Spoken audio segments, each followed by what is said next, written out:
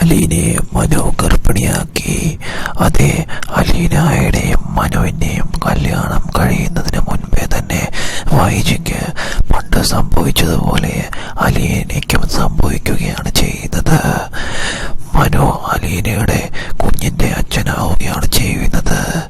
അത് അവർ രണ്ടുപേരും തുറന്ന് സമ്മതിക്കുന്നു. അതിനുശേഷം അവർ വിവാഹിതരാവുകയാണ് ചെയ്യുന്നത്. ഒരു വിധത്തിൽ പറഞ്ഞാൽ മനുവിന്റെ ആഗ്രഹം തീർക്കാൻ അലീനയെ ചതിച്ച് അലീനയെ ഒരു അമ്മയാക്കുകയായിരുന്നു.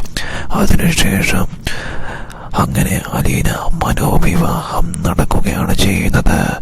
അധികം വൈകാതെ തന്നെ സ്വന്തം അമ്മയായ വൈജിക്ക് സംഭവിച്ച അതേ അവസ്ഥ തന്നെ അലീനയ്ക്കും വരുന്നു.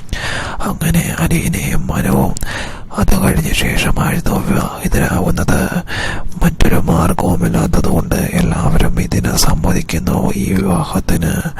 അങ്ങനെ അലീനയും മനുവും ജീവിതത്തിൽ ഒന്നാവുകയാണ്. എന്തായാലും അധികം